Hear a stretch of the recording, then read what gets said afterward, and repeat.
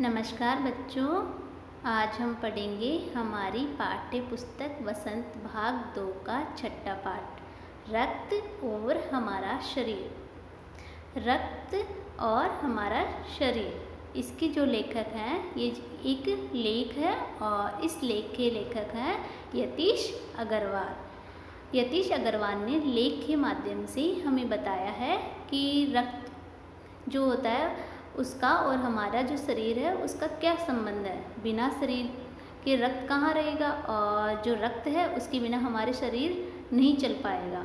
तो उसी के बारे में, इन दोनों का एक घनिष्ठ संबंध है, उसी के बारे में यहाँ बताया गया है। अब आप सोच रहे होंगे कि रक्त क्या होता है। जो हमारे हाथ पैरों में जैसे भी कहीं पर भी हम दौड़ते हैं और दौड़ते हुए हमारी चोट लग जाती है तो बिल्कुल लाल लाल सा पदार्थ निकलता है, उसे बोलते हैं रक्त, खून, ब्लड। इसी का अलग अलग नाम है और सभी इसको अलग अलग नाम से जानते हैं। तो हम जैसे कई बार दौड़ते रहते हैं, दौड़ते दौड़ते हमारी चोट लग जाती है, बहुत दर्द होता है, तो हमारा जो खून है वो हमारे शरीर से बाहर निकलने लग जाता है। यानी हमारे शरीर पर चोट लगी, रक्त बाहर निकला तो हमारे शरीर में दर्द हुआ और रक्त को बाहर अंदर जगह नहीं मिल रही है क्योंकि वो बीच से टूट चुका है, तभी तो जो जगह है वहाँ से निकल के बाहर बह रहा है। तो हमारा शरीर का और रक्त का कितना अच्छा संबंध है कि वो हमारा जो शरीर है वो रक्त को अंदर रख रहा है और उसी से हमारा शरीर चल रहा है। तो दोनों एक दूसरे के सहयोगी है। प्यारे बच्चों, जैसे हम कई बार जाते हैं तो कई बार तो हमारे दौड़ते दौड़ते हल्की सी चोट लगती है, लेकिन कई बार हम गिर जाते हैं तो बहुत तेज़ चोट लगती है, तो बहुत ज़्यादा खून निकल जाता है और हमें चक्कर आने लग जाते हैं। फिर डॉक्टर जो है वो बोलते हैं कि बहुत ज़्यादा खून निकल गया है, तो डॉक्टर ये भी बोलते हैं कि इसको खून देना होगा, खून की कमी हो गई है। तो ये सारी जो चीज़ें हैं उसके बारे में आज हम इस पाठ में चर्चा करेंगे कि खून कैसे बनता है, कौन कौन सी हमें अच्छी वस्तुएं खानी चाहिए, पौष्टिक पदार्थ खाने चाहिए जिससे हमारे शरीर में कभी भी रक्त की कमी ना हो, और रक्त कितने प्रकार का होता है, कैसा होता है, उसी के बारे में आज हम चर्चा करेंगे। दिव्या अनिल की छोटी बहन है। यूँ तो वह शुरू से ही कमज़ोर है, यानी जो दिव्या है अनिल की बहन है और ये है शुरू से, यानी जब छोटी थी तभी से बहुत ही कमज़ोर रही है, वीक रही है। लेकिन इधर कुछ दिनों से उसे हर समय थकान महसूस होती रहती है, मन किसी काम में नहीं लगता, भूख भी पहले से कम हो गई है। अस्पताल में उसे डॉक्टर ने देखा तो कहा, लगता है दिव्या के शरीर में रक्त की कमी हो गई है, जांच कराकर देखते हैं। यह कहकर उन्होंने दिव्या को रक्त की जांच के लिए पास के एक कमरे में भेज दिया। वहाँ अनिल को उनकी ही जान पहचान की डॉक्टर दीदी दिखाई दी। डॉक्टर दीदी ने कहा, कहो अनिल, कैसे आना हुआ? अनिल ने बताया कि डॉक्टर ने दिव्या को खून की जांच के लिए आपके पास भेजा है।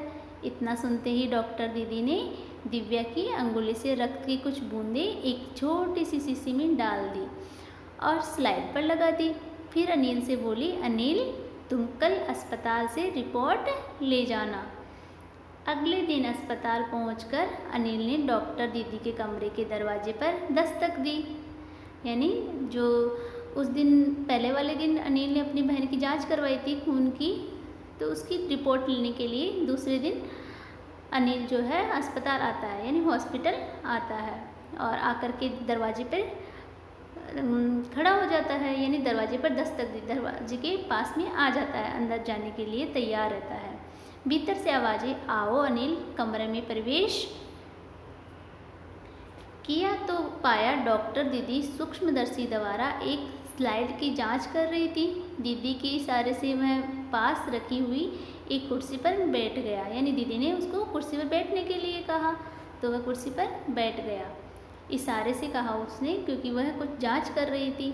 स्लाइड की जांच पूरी होने पर डॉक्टर दीदी ने साबुन से हाथ धोए और तौलिए से पोंछते हुए बोली, अनिल, दिव्या को एनीमिया है। प्यारे बच्चों, देखो यहाँ पर जो यतीश अग्रवाल है उसने क्या कहा है, पहले वो जांच कर रही थी लेकिन फिर उसने अपने हाथ साबुन से धोए और फिर तौलिए से हाथ को पोंछा है। तो बच्चों, हमेशा कोई भी काम करने के पहले और बाद में हमें अपने हाथ अच्छे से साबुन से धोने चाहिए और फिर उनको हमेशा साफ स्वच्छ हाथों को स्वच्छ रखने के लिए स्वच्छ तौलिए से पोंछना चाहिए। अनिल, दिव्या को एनीमिया है। ऐसा डॉक्टर दीदी बोल रही है कि अनिल, दिव्या को क्या है? एनीमिया। एनीमिया क्या होता है बच्चों? रक्त की कमी हमारे शरीर में हो जाती है तो उसे बोलते हैं एनीमिया, यानी हमारे शरीर में खून की कमी जो हो जाती है उसे एनीमिया कहते हैं। चिंता की बात नहीं है, कुछ दिन दवा लेगी तो ठीक हो जाएगी। अनिल के मन में जिज्ञासा हुई, वो बोला, दीदी एक सवाल पूछूं? हाँ हाँ, क्यों नहीं, डॉक्टर दीदी ने कहा। एनीमिया से आपका क्या मतलब है दीदी? उसने पूछा। ये जानने के लिए तुम्हें रक्त के बारे में जानना होगा। जो डॉक्टर दीदी है उसने कहा कि तुम्हें एनीमिया के बारे में जानना है, तो वो क्या है, तुम्हें पहले रक्त के बारे में यानी खून के बारे में जानना होगा। डॉक्टर दीदी ने कहा। फिर बोली, अनिल, देखने में रक्त लाल द्रव के समान है। रक्त कैसा है? लाल द्रव के समान दिखता है दिखने में, किंतु इसी सूक्ष्मदर्शी द्वारा देखे तो ये भानुमति के पिटारे से कम नहीं है। जो डॉक्टर दीदी है वो बोल रही है कि वैसे तो ये जो रक्त है यानी जो खून है वो क्या है, बिल्कुल लाल द्रव के समान यानी लिक्विड पदार्थ दिखाई देता है, लेकिन अगर हम सूक्ष्मदर्शी से देखें तो ये भानुमति के पिटारे से कम नहीं है। भानुमति का पिटारा यानी एक साधारण सा बक्सा है और उसको अगर हम ऐसे देखेंगे तो वह ऐसे लगेगा कि साधारण सा है, लेकिन जब उसमें खोले तो उसमें बहुत सारी चीज़ें इन अलग अलग प्रकार की बहुत सारी चीज़ें मिले तो उसे बोलते हैं भानुमति का पिटारा। यानी एक ही बक्से में बहुत सारी चीज़ें, अगर दूर से हम देखें तो वो सीधा साधारण बक्सा दिखाई देगा। वैसे ही क्या रक्त क्या है, अगर हम उसको ऐसे आँखों से देखते हैं साधारण रूप से तो वह सिर्फ हमें द्रव दिखाई देता है कि लाल द्रव है, लेकिन अगर सूक्ष्मदर्शी से देखें तो बहुत प्रकार के उसमें दिखाई देते हैं कि जो प्लाज्मा है, सफ़ेद रक्त कणिकाएँ हैं, अलग अलग सब कुछ उसमें दिखाई देता है। तो रक्त क्या है, भानुमति का पिटारा जो है उससे कम नहीं है। मोटे तौर पर इसके दो भाग होते हैं। मोटे तौर पर बता रहे हैं कि मुख्यतः इसके दो भाग होते हैं। एक तो वह एक भाग वह जो तरल है जिसे हम प्लाज्मा कहते हैं, यानी रक्त का जो तरल भाग है उसे क्या बोलते हैं, प्लाज्मा। आजकल बच्चों आपने प्लाज्मा नाम बहुत सुना होगा। जैसे कोविड-19 में जिनको कोरोना हो जाता है, उन जिनमें कोरोना हो गया है और वो ठीक हो गए तो बोलते हैं कि इसका प्लाज्मा अगर दूसरे में दिया जाए इंसान में तो उसमें कोरोना ठीक हो जाता है उससे, प्लाज्मा से। तो ये प्लाज्मा क्या है, आप लोग रोज़ सुनते हो अखबार में कि प्लाज्मा से ठीक हो रहे हैं कोरोना पॉजिटिव व्यक्ति, उनमें रोग प्रतिरोधक क्षमता बढ़ रही है। तो प्लाज्मा क्या है, एक रक्त है जो कि एक तरल रूप में, रक्त का एक भाग है जो कि तरल यानी लिक्विड रूप में रहता है, और दूसरा वह है जिसमें छोटे बड़े कई तरह के कण होते हैं, कुछ लाल, कुछ सफ़ेद, कुछ ऐसे जिनका कोई रंग नहीं है, जिन्हें बिंबाणु कहते हैं। यहाँ पर डॉक्टर दीदी जो है उन्होंने क्या कहा है कि रक्त के दो भाग होते हैं। एक तो तरल भाग जिसे क्या बोलते हैं, प्लाज्मा, तरल भाग को क्या बोलते हैं, प्लाज्मा, और जो दूसरा जो भाग है उसमें क्या होते हैं, कण होते हैं, जिनमें कणों के भी अलग अलग है, जैसे लाल, कुछ सफ़ेद जिनका कोई, और कुछ ऐसे भी है जिनका रंग ही नहीं होता, ऐसे कण जिनका रंग नहीं होता जिन्हें बिंबाणु या प्लेटलेट कण कहते हैं। ये कण प्लाज्मा में तैरते रहते हैं। ये जो कण है ये क्या कहते हैं, प्लाज्मा में तैरते रहते हैं। प्लाज्मा क्या है, एक तरल पदार्थ है, रक्त का ही एक भाग है ये। इतना कहकर डॉक्टर दीदी ने सूक्ष्मदर्शी के नीचे एक स्लाइड लगाई, उसे फोकस किया और बोली, देखो अनिल, सूक्ष्मदर्शी द्वारा जो कण तुम्हें दिखाई दे रहे हैं ये है लाल रक्त कण। ये क्या है, लाल रक्त कण है। स्लाइड देख मानो आश्चर्य से उछल पड़ा था अनिल। जैसे ही अनिल ने वो स्लाइड देखी वैसे क्या वो उछल पड़ा, बिल्कुल उसे आश्चर्य हुआ कि ये क्या है। जैसे आप लोगों को कुछ वस्तु ऐसी दिखाई दे जिसकी आपने आशा भी ना की हो और अचानक से वो दिखाई पड़ जाए, और उसमें कुछ अलग सा देखने को मिले तो आपको अंदर से खुशी होती है और आश्चर्य भी होता है। रक्त की एक बूंद में इतने सारे कण, इसकी तो वह कल्पना भी नहीं कर सकता था। वह बोला, इन्हें देखकर तो ऐसा लग रहा है मानो बहुत सी छोटी छोटी बालूशाही रख दी गई हो। जो अनिल है वो कह रहा है कि जो रक्त है उसको सूक्ष्मदर्शी पर देखने पर वो कैसी लग रही है, बालूशाही। एक मिठाई होती है ना बालूशाही, तो उसकी जो आकृति होती है बालूशाही की, वैसी ही आकृति किसकी, रक्त के जो कण हैं उनकी दिखाई दे रही है। डॉक्टर दीदी बोली, लाल कण बनावट में बालूशाही की तरह ही होते हैं, गोल और दोनों तरफ से अवतल, यानी बीच में से, अवतल शब्द का अर्थ है बीच में से दबे हुए। रक्त की एक बूंद में इनकी संख्या लाखों में होती है। रक्त की एक बूंद में इनकी संख्या कितनी होती है, लाखों में होती है। यदि हम 1 मिलीमीटर रक्त ले तो उसमें हमें 40 से 55 लाख कण मिलेंगे। इनके कारण ही हमें रक्त लाल रंग का नज़र आता है।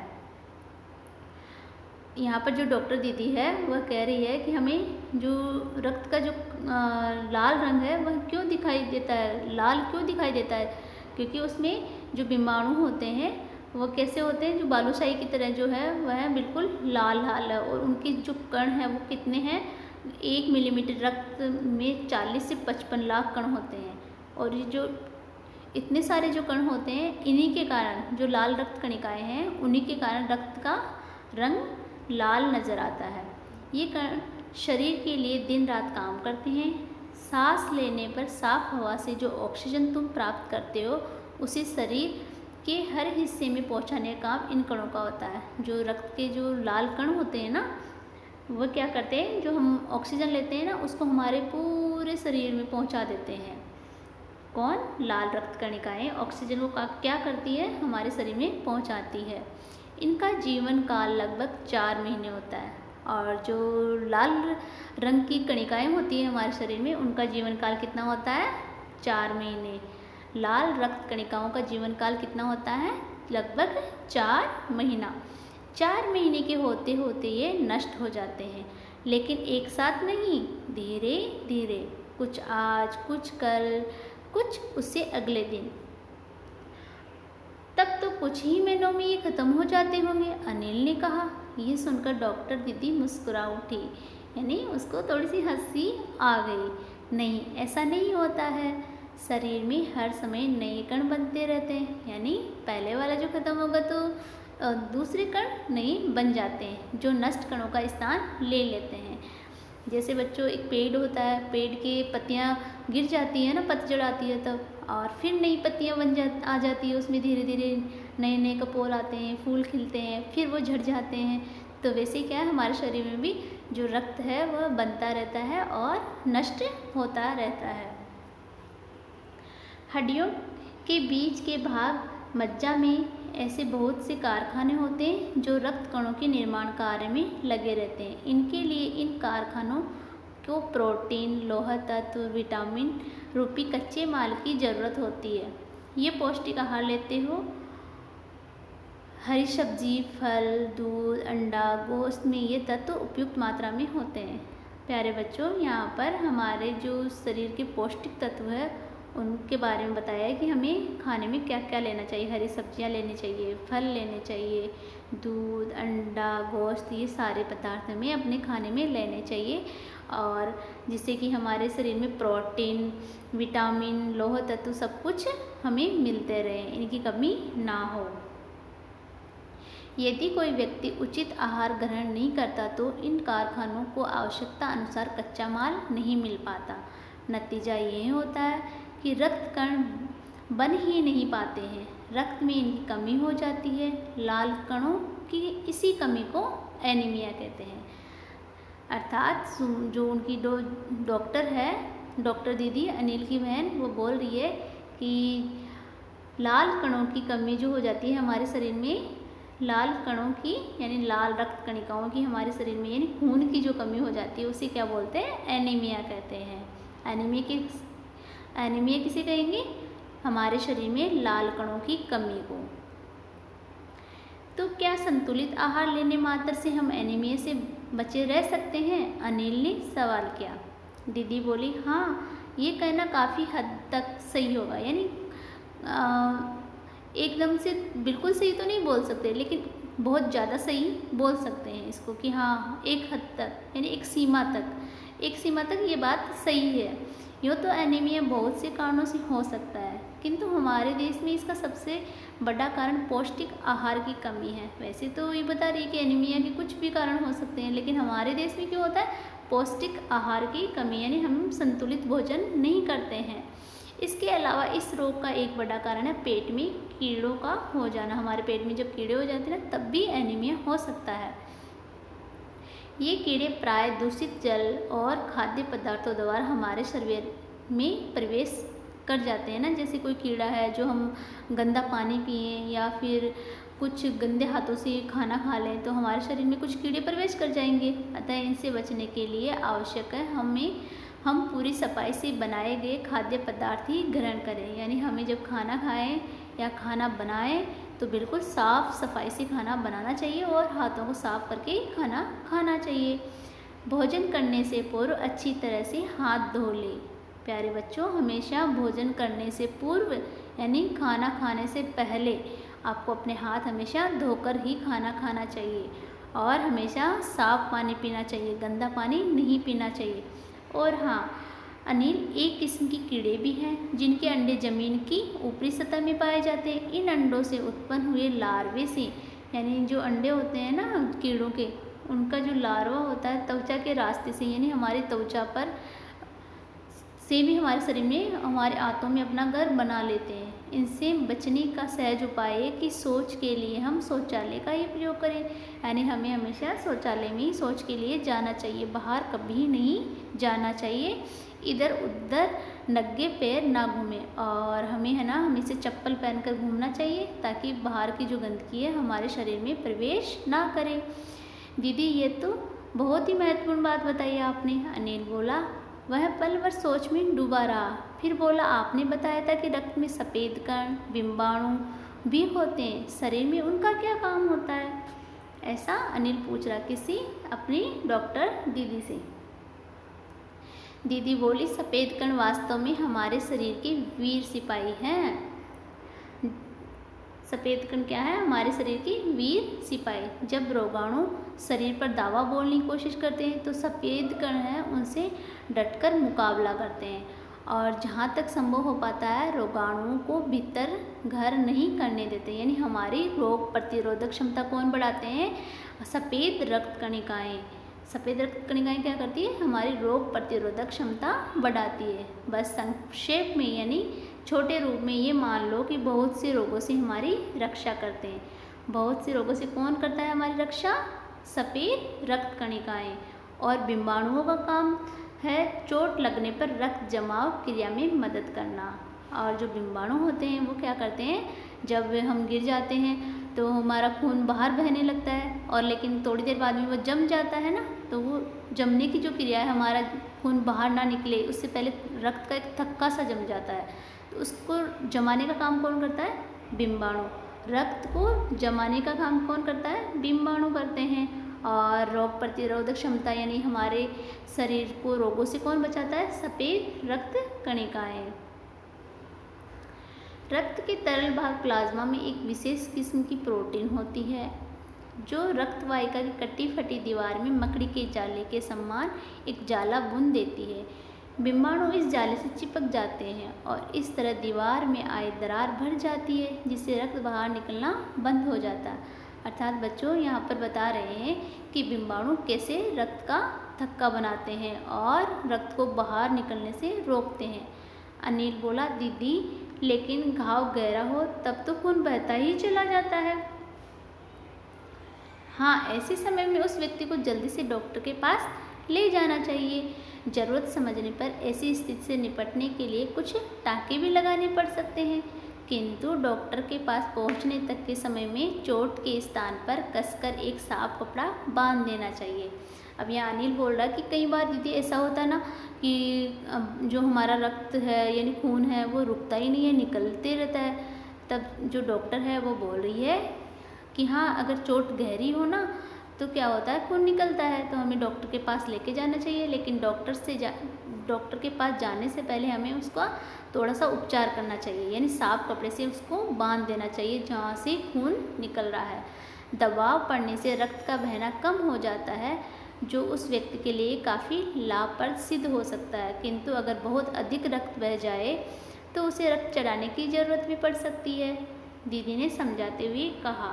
अनिल ने कहा, क्या ऐसे समय में किसी भी व्यक्ति का खून काम आ सकता है? दीदी बोली, अनिल, हर किसी का रक्त एक सा नहीं होता है। कुछ विशेष गुणों के आधार पर रक्त को 4 भागों में बांटा गया है। हमारे रक्त को कितने भागों में बांटा गया बच्चों? 4 भागों में। ज़रूरतमंद व्यक्ति के रक्त समूह की जांच करने के बाद में उसी रक्त समूह का रक्त उसे चढ़ाया जाता है। यानी हमारा जो रक्त समूह है वह A B B O positive ऐसे होता है ना। ए है, एक किसी का ए होता है, कई बोलते बच्चे मेरा ए है, कोई बोलता है बी है, ए बी ओ। यानी हमारा जो रक्त है वह कितने भागों में? 4 भागों में, ए बी और ए बी और ओ। ये है 4 भाग रक्त के। लेकिन ज़रूरत के समय यदि उस रक्त समूह का कोई व्यक्ति मिले ही नहीं, तब अनिल ने पूछा। ऐसी आपात स्थिति के लिए ही ब्लड बैंक बनाए गए। तो दीदी बोल रही है कि इसके लिए क्या है? ब्लड बैंक बनाए गए हैं। यानी ऐसी स्थिति आ जाएगी, वैसा उसके समूह वाला रक्त ना मिले तो फिर क्या हो। प्राय हम बड़े अस्पताल में इस तरह के बैंक होते हैं जहां सभी प्रकार के रक्त समूहों का रक्त तैयार रखा जाता है, किंतु इन ब्लड बैंकों में रक्त का भंडार सुरक्षित रहे, इसके लिए यह आवश्यक है कि हम समय समय पर रक्तदान करते रहें। यानी हम अपने जो रक्त है उसका दान हमें समय समय पर करते रहना चाहिए, तभी किसी ज़रूरतमंद व्यक्ति को जब उसको ज़रूरत पड़े तो उसे मिल सके। ऐसा दीदी बोल रही है। क्या मैं भी रक्तदान कर सकता हूँ? अनिल ने पूछा। नहीं, अभी तुम छोटे हो। 18 वर्ष से अधिक उम्र के स्वस्थ व्यक्ति ही रक्तदान कर सकते हैं। रक्तदान कौन कर सकता है बच्चों? जो 18 वर्ष से अधिक उम्र का हो और व्यक्ति स्वस्थ भी हो, उसे कोई बीमारी नहीं होनी चाहिए। एक समय में उससे लगभग 300 मिलीलीटर रक्त ही लिया जा सकता है। यानी उस एक व्यक्ति से 300 मिलीलीटर रक्त ही ले पाएंगे, इससे ज़्यादा नहीं। प्राय ये समझा जाता है कि रक्तदान करने से कमजोरी हो जाएगी, किंतु ये विचार बिल्कुल निराधार, यानी इसका कोई भी आधार नहीं है। हमारा शरीर इतना रक्त तो कुछ ही दिनों में बना लेता है। वैसे भी शरीर में लगभग 5 लीटर खून होता है। हमारे शरीर में कितना खून होता है? 5 लीटर। इसमें यदि कुछ रक्त किसी ज़रूरतमंद व्यक्ति के लिए जीवन दान बन जाए तो इससे बड़ी बात क्या होगी? दीदी समझाते हुए बोली।